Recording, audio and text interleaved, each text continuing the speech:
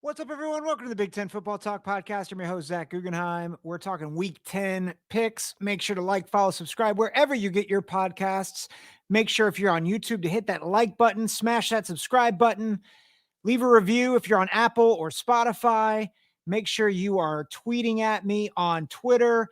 Follow us on Instagram. Big Ten Football Talk is the handle. And then obviously, if you want to email me, big10footballtalk@gmail.com. All 14 teams in action this week, 7 games. It's going to be a fun weekend of college ball. We're going to talk about that. And then there's a few other odds and ends. You might have heard that there's a little scandal brewing at Michigan. We're going to touch on that a little bit. We're going to touch on something you might have seen, like the college football playoff rankings. We're going to touch on that. And you know what? We're going to touch on something that we like to call the nepotism corner. That's right. Brian Ferentz not returning to Iowa. We'll talk about that. But first, we're going to get to what you guys really want, which is my picks for week 10. So we're going to start in Piscataway, New Jersey, where the 6-2 Rutgers Scarlet Knights, the bowl eligible Scarlet Knights, the Fighting Shianos, taking on the newly minted number 1 team in the country, the Ohio State Buckeyes. And we'll talk about that number 1 ranking in a few minutes. But, you know, this is one of those games where in the past several years, you kind of expect a blowout.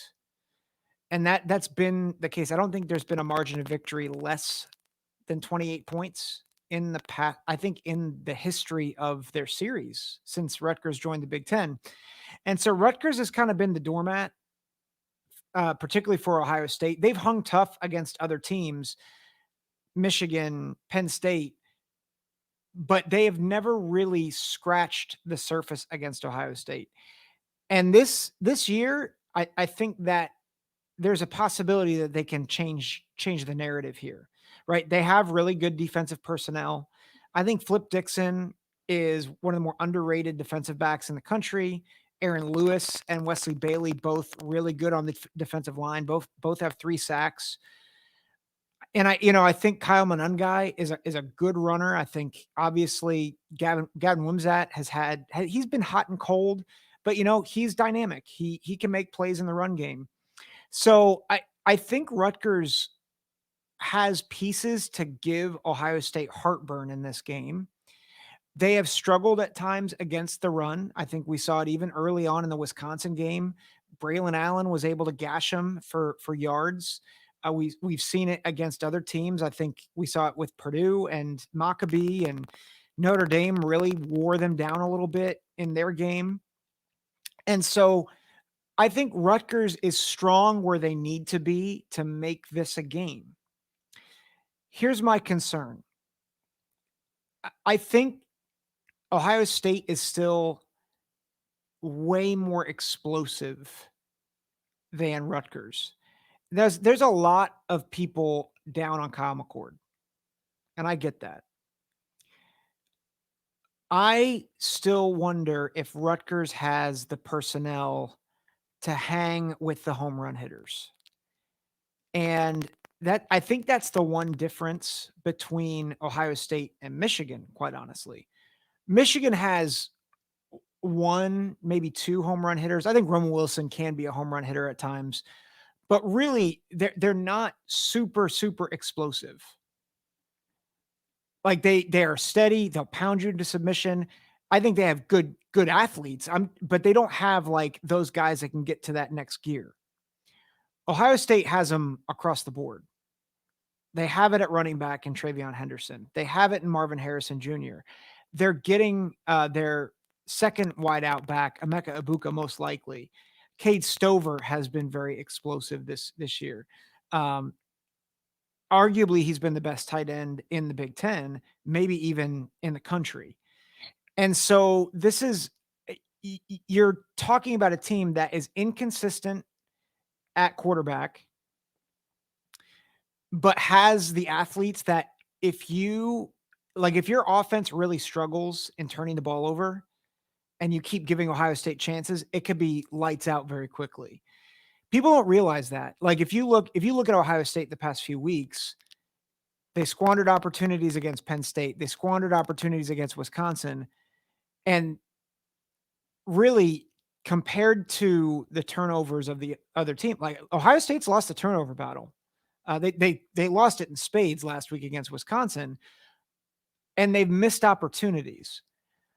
I think this week we see a little bit more of a polished version of Ohio State, and I think Rutgers offensively is not going to be able to move the ball consistently enough to keep Ohio State's offense on the field off the field. And so I don't think it's as high scoring as it's been in the past. I still think it's going to be a cover. Ohio State, this is a 12 o'clock game on CBS. Ohio State's an 18.5 point favorite. I think they cover. I don't think it means anything against Rutgers. I think they've really progressed. I just think it's a bad matchup. It's a bad matchup for Rutgers because of the athleticism on the outside and the athleticism at tailback. And while I think Rutgers' defensive line will get pressure on McCord, I also think that you're going to see several long touchdowns in this game because of the speed difference on the outside. So I like Ohio State 38, Rutgers 10. Um, and it's a cover for Ohio State. I still think Rutgers has a lot in front of them. I just think that it's a bad matchup for the Scarlet Knights. Wisconsin at Indiana. This is a 12 p.m. kick on the Big Ten Network. Wisconsin is an 8.5 point favorite. Not a ton out there about Braylon Allen. His status is questionable. Chimere Dike also questionable. Obviously, if Braylon Allen can't go, that becomes very, very difficult in the running back room because Malusi's also out. Acker had some good reps against Ohio State last week. I think he's a bruiser, 4 yards in a cloud of dust type of back. I think Braden Locke he's getting comfortable. And I think he really showed things. Honestly, if Tanner Mordecai came back healthy, I would probably stick with Locke. Not because Mordecai isn't good. I just think you stick with the younger guy and you get him more experience for next year. And I think he's acquitted himself quite well. I think he's a good option. I think he's understanding that offense really well. He's really connecting with Will Pauling. And I think their defense is really starting to gel. I think it's Ricardo Hallman. That dude's a stud, man, at defensive back. Gave Marvin Harrison all he could last week. And there's not a lot on whether Cam Camper's going to play for Indiana. And while I think Jalen Lucas is good and, they have a couple other playmakers, I just don't think Indiana has the ability to exploit the injuries. I think Wisconsin wins. I think they cover. I think it's 24-9. No, 24-10. I'll say 24-10. I think they cover on the road against the Hoosiers. Wisconsin gets to 6-3. They get bowl eligible. Nebraska at Michigan State. Nebraska is a 3-point favorite, which I'm kind of surprised at how low that line is for a couple reasons. One, I think Nebraska's defense has been stellar over this past month. And granted, they are also they're pretty they're beat up. They've lost several of their running backs, lost their key receiver. Marcus Washington's out. He's been out for a while. So just a lot of injuries, and yet they have really gelled, and it seems like they're really rallying around head coach Matt Rule. The same cannot be said for Michigan State. Michigan State also has a lot of guys out, but it really does not seem like they're rallying for their coaches. And in some ways, I can really understand that because they've been put in a really hard situation. Michigan State really struggled against Minnesota. And I think we've seen like Minnesota and Nebraska, they were a 1-score game. I think Nebraska probably could have won that at the end. I think Nebraska's got a lot of momentum. I think Nebraska runs their way to victory in this game. I think it's tight, but not as tight as a 3-point spread. I'm going to go 17-10. Uh, Nebraska over Michigan State. Nebraska gets to bowl eligibility. So big win for the Cornhuskers and more pain and misery for the Spartans. Number 11, Penn State at Maryland. Penn State is an 8.5-point favorite. This is on Fox at 3:30.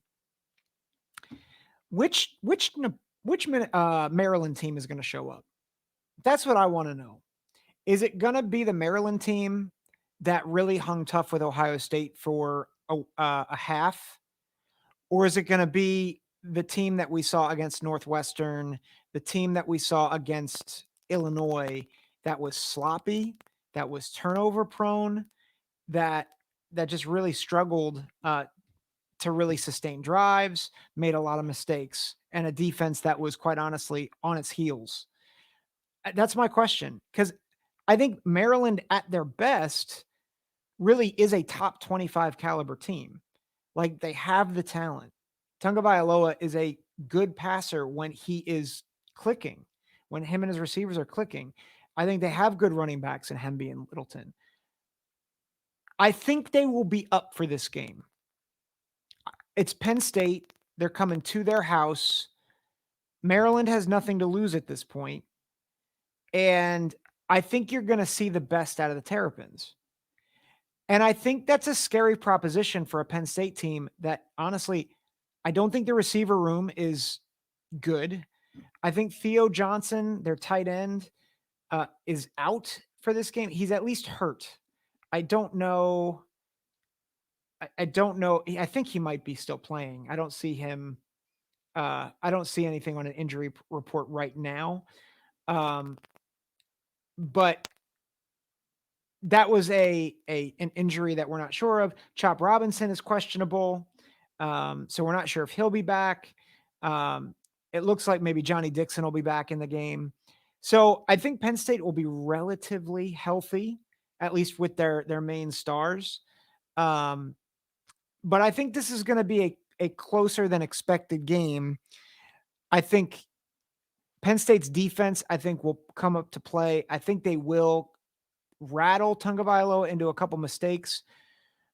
I think Penn State pulls away at the end. I do think, because the line is 8.5, I do think they cover, but I don't think they cover till late.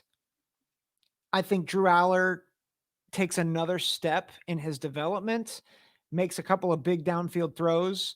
I think the running backs in the second half will get a little more traction, but still a little lower scoring, 27-17, 10-point victory. And I think Penn State comes away with the cover. But I'm just saying, I would not be shocked if Maryland is within 3 or even wins it outright, because I do think Maryland at their best can be very, very good. But I think and we've said this with Iowa, I think it's true with Penn State too. When your offense, when you're not able to really stretch the field, it really limits your margin for error. And so I think their margin for error is slimmer, which I think gives Maryland a shot in this game. And I mean a legitimate shot to win, to knock off the Nittany Lions. So Illinois at Minnesota. Minnesota, a 1.5-point favorite. It is at Minnesota. I really don't know what to think about this game, if I'm being completely honest. I think if Jer'Jon Newton were in for the whole game, I'd pick Illinois. But I believe he's out for the first half because of the targeting call against Wisconsin. Remember, Illinois was in a bye last week, and now they're playing. So I believe Newton was out in the second half, doesn't play the first half. And I think that might be the difference in this ball game. I think if they have the ability to run the ball, Newbin had that great game, 40 carries for 202 yards last week. They want to run the ball. They want to, obviously establish the run. go play action pass with their underrated receiving room. Um, it does look like maybe Zach Evans will be back. He is listed as questionable here on at least the report I'm seeing. I think Minnesota gets a couple of scores in the first half, and they are able to hold Illinois at bay for to pull away, or they're able to hold them defensively. 17-13, again, low scoring. Minnesota wins. They cover 17-13. Minnesota gets to bowl eligibility.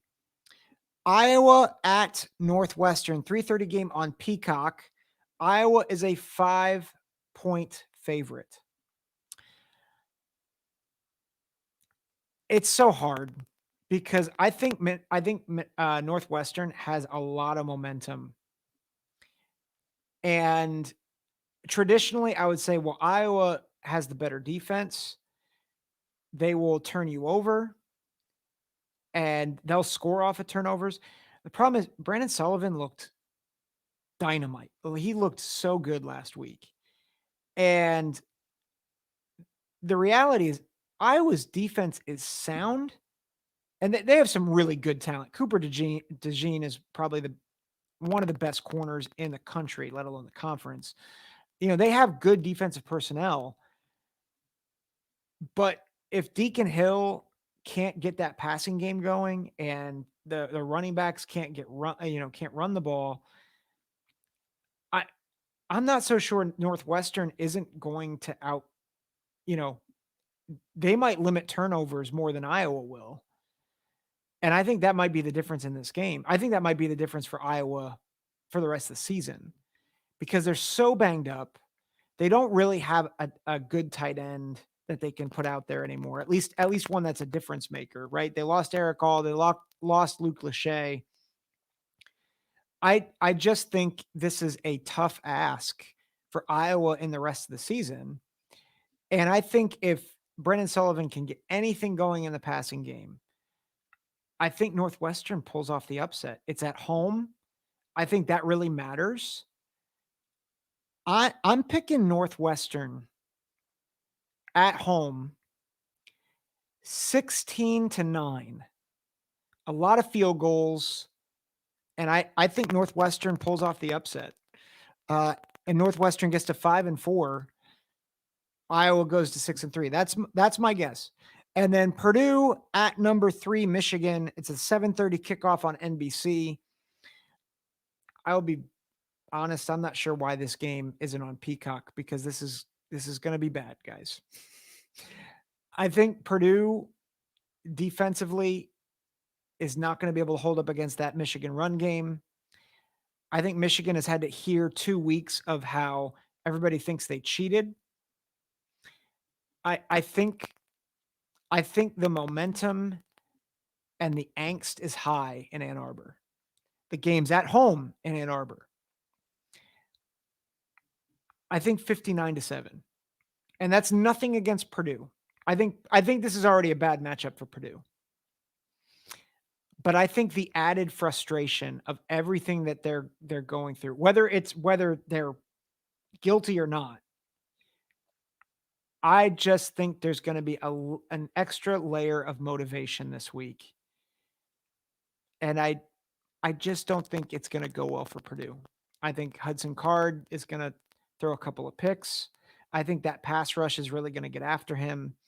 I think they're going to shut down Purdue's running game as much as I like Maccabee. I just don't think Purdue's going to get any semblance of offense going. And I think Michigan is going to show once again that they're one of the best teams in the country. So Michigan is a 32.5-point favorite. I have them covering. I think they might cover that by halftime. So it's a rough matchup for Purdue.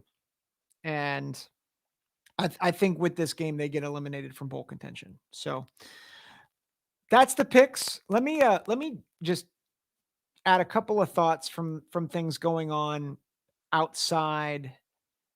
Well, not outside the conference, but within the conference. I mentioned Brian Ferentz, the offensive coordinator for Iowa, has been told, and the team has been told that he will be moving on after this season. That was a decision not by head coach Kirk Ferentz, which is Brian's father, but from the athletic director who made the decision. I I want to start by saying, and I heard the Big Ten Network talking about this, and I thought it was a helpful perspective. You know, Brian Ferentz did not, his goal was not to be the worst offense in college football, right? He loves Iowa. He loves those guys. He loves those players. And I think that the players, they enjoy him. Like I think that's part of coaching. It's part of the football game is you build relationships with these guys. And so whenever I talk about, someone being fired and why they should be fired or why they shouldn't be fired, I never want to lose the human element to it, which is, Brian, Brian is, at least I want to believe, the best. He's not just sitting there trying to collect a paycheck. I think he really cares about this football team. I think he really cares about the program. I think he really cares about his players. I don't think any of that is untrue.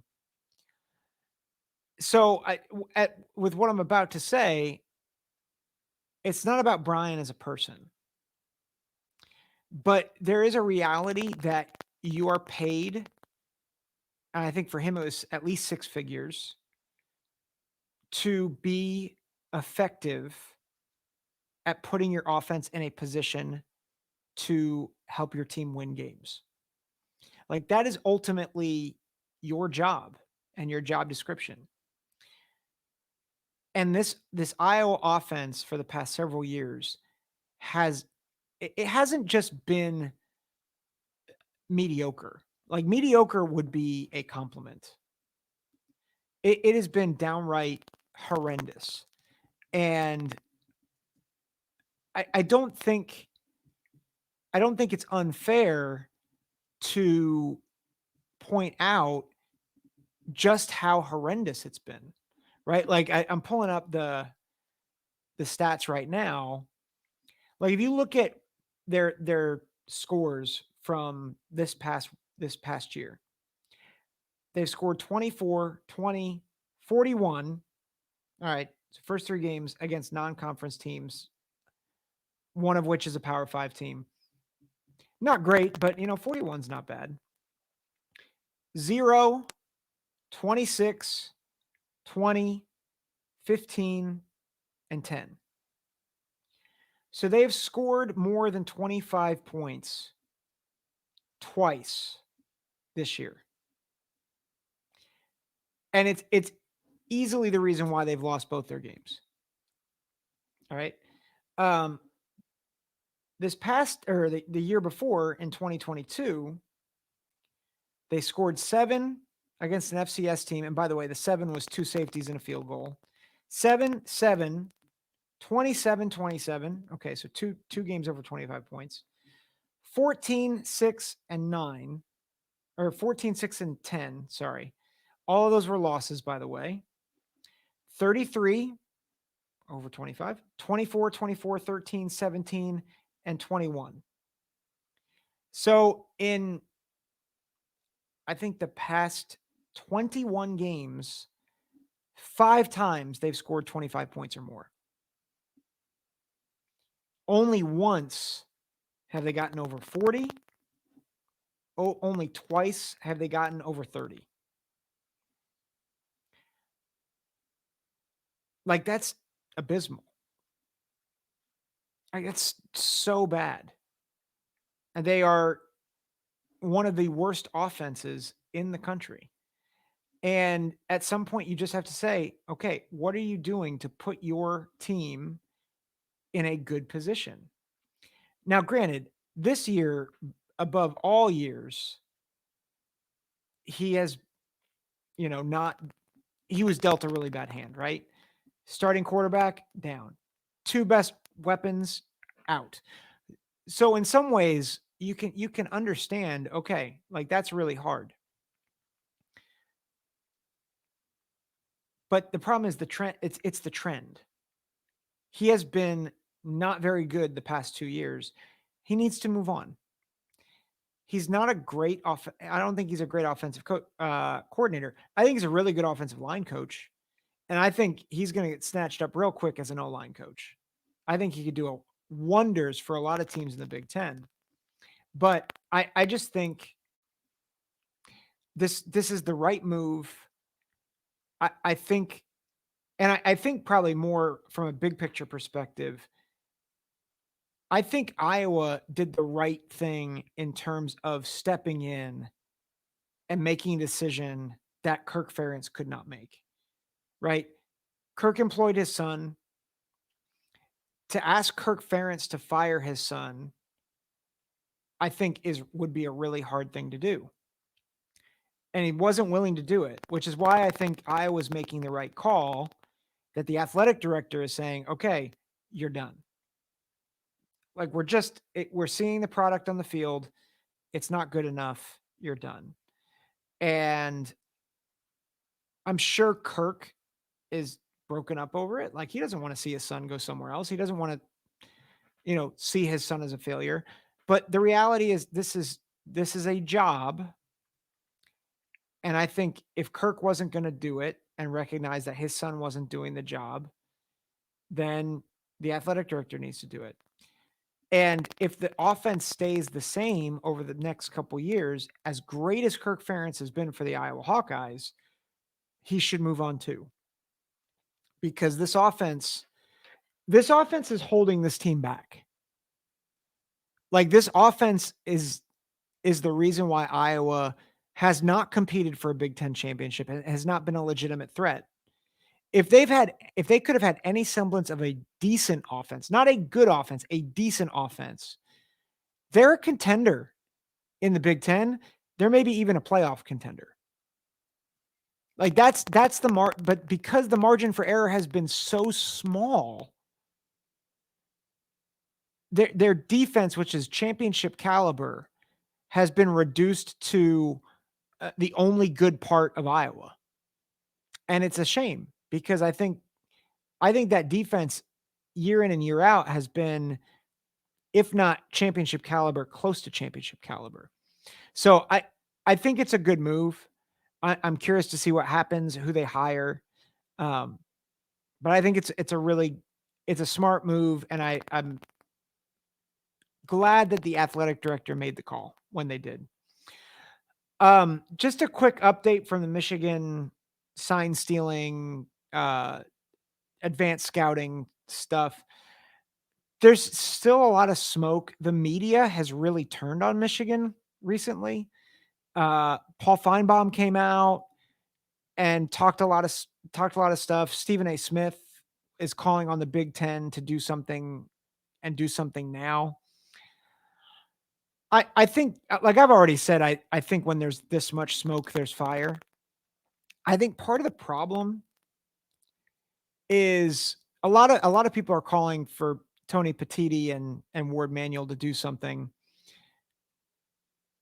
It's hard because we don't have a conclusive decision on what did and didn't happen. We have pictures being like, is that Connor Stallions? Was he on the sideline for Central Michigan? So I still think it's messy, but I don't know you can punish anybody until you definitively have proof and like the findings come out saying, well, this thing happened. And so the national media coming out and being like, well, and completely doing a 180, like ESPN was very much like, let's wait for the facts. This isn't that big of a deal. And now all of a sudden it's like, they need to hammer them. I think you got to wait. Like, I don't think the Big Ten needs to be coerced into acting super fast. Take your time, get more information. I think more information's coming. Separate fact from fiction, and then make a decision. I think you can do that within the next few weeks. But I think just to make a decision, like without knowing all the facts, is dumb. It's what happened in the Urban Meyer, Zach Smith situation. Quite honestly, it's kind of what happened with Mel Tucker. I just, and that's not to excuse any of the behavior. It's just I don't think I don't think it's wise to make decisions when you don't have all the facts. So I disagree with the national media. I don't think it's wise for any decisions to be made yet. I think the statement that the Big Ten put out was good. I think the warning other Big Ten opponents was good. I think the continued investigation is good. I don't think they should take as long as the NCAA because that'll be like 2055 by the time they come down to a decision, and they'll vacate 7 national championships. So, like, let's not wait that long. But I don't think the Big Ten needs to act swiftly like this week. Let's give it a couple weeks. All right, let's figure out more of what's actually going on. Because if it turns out that we've all made this big hubbub and it's like, oh yeah, Connor Stallions actually didn't pay those people. And I mean, there's a paper trail, but I'm just saying that let's wait to get all the facts. So lastly, I'll just talk about playoff rankings. Yankee Wolverine made a great point on my Twitter uh, profile or Twitter post about how like these rankings really don't mean anything. And I think it's a good take. People are up in arms about Ohio State being one. Kirk Herbstreit came on, and I like Kirk, but he came on and said Ohio State's not the best team. And this is what drives me nuts about this system. In no other sport, in no other league, do we sit here hand-wringing about who we think looks like the best team, and then having that be incredibly consequential to the playoffs. Like, we don't do that. In the NFL, we don't sit here saying, well, Kansas City looks like the best team, and so they're going to get the 1 seed. Like, it's stupid. They earn it. And so whenever people say, the 14 playoff, going from 4 teams to 12 teams, we're diminishing the regular season. Well, I don't care what you think. You're not. Like, we're diminishing the regular season by saying, despite the fact that Michigan hasn't played anybody of consequence, maybe besides Rutgers,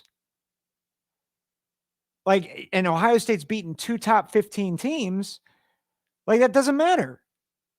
Do I think Ohio State's going to beat Michigan in 3 weeks? No.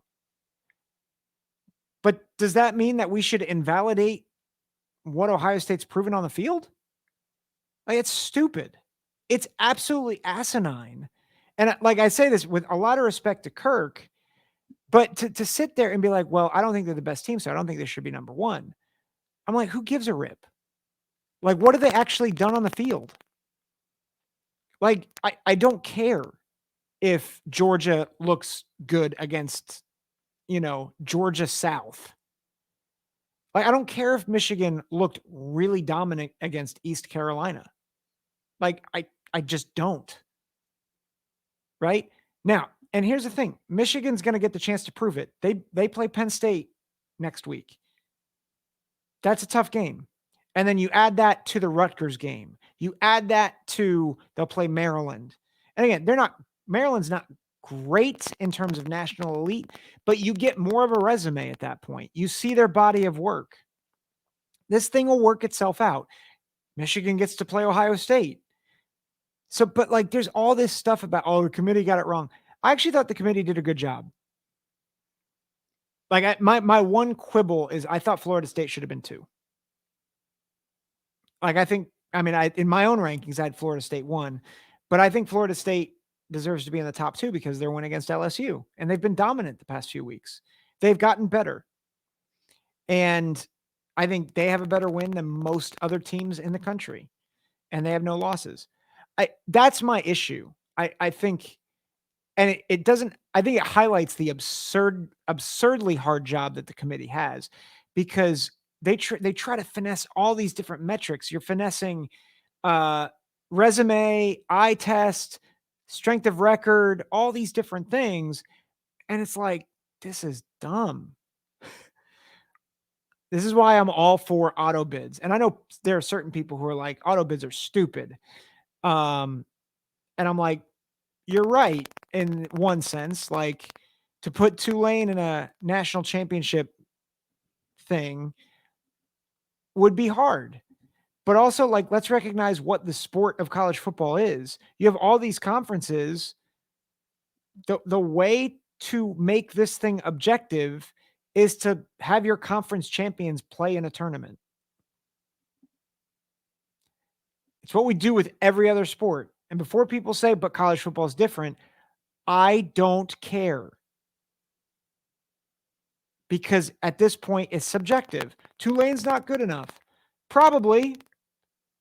But you know what I would like to know? I'd like to know I'd like to see it bear out on the field. I think Tulane could upset some teams this year. Just saying, right? Like, are we really sure that Tulane couldn't upset Alabama? Like, are we sure that Tulane couldn't upset Ohio State? Like, maybe in a one game, like one round of the playoffs? I don't know. I just think it's the thing that drives me nuts about these conversations is we keep talking, well, who is the best team? And the reality is you don't know. Like, we all knew that Michigan was better than TCU last year until TCU won. And people are frustrated to no end about that because, well, TCU was, TCU then lost to Georgia 65-7. People are like, well, that was a terrible championship game. The system didn't work. It absolutely worked. You got a playoff. You got the four best teams. Guess what? The championship game, like, you saw the difference between a team that upset another team and the best team in the country. But that doesn't mean it was a failure. It means the system played out. And I get tired of these conversations. And I'm not, by no means am I saying with the playoff rankings, like, I think as the 12-team playoff takes place, I think you'll have to make adjustments. And I think we're already seeing them with conference realignment. Like, you want to think, protect competitive balance. And so do I think that every group of 5 conference champion should get in? Probably not. I mean, the purist in me and, like, person who thinks about playoffs a lot, I'd love to have a tournament with all the conference champions in it. But the reality is, I don't think that's fair to a lot of other teams. But then how do you make a system where you can make things more objective?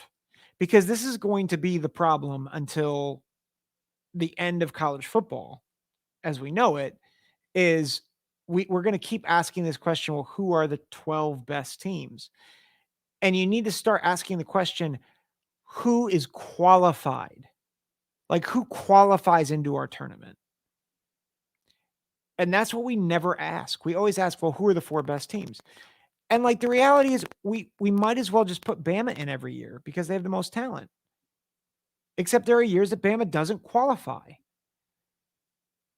And I think we have to think about that in the same way. Like, great example. Like, does Louisville have a chance to get into this thing? Because they've one loss, have a great win against Notre Dame. Like, if they win out in the ACC, are they going to be able to get in? Like, I don't know. So I hate this idea of best versus deserving. I don't think they should be pitted against each other. I think the deserving teams are the best teams because they actually won the games. You want to make the regular season matter? Then win-loss has to matter, right? Your schedule has to matter, which is why I have no problem with Ohio State being number 1. And no, that's not me being a fan. That's me objectively saying, who else has the strength of their resume? Nobody. Like, it's not close. Now, teams, if Notre Dame loses to Clemson this week and other things happen, like Georgia crushes Missouri, then I have no problem putting Georgia 1, right? Or no problem putting Florida State 1, or, as things change, the poll changes, and that's fine. But just the whole eye test thing in general, it just frustrates the heck out of me. So that's my rant. I'm sorry for going long on this, but would love your thoughts. Feel free to email me, shoot me messages.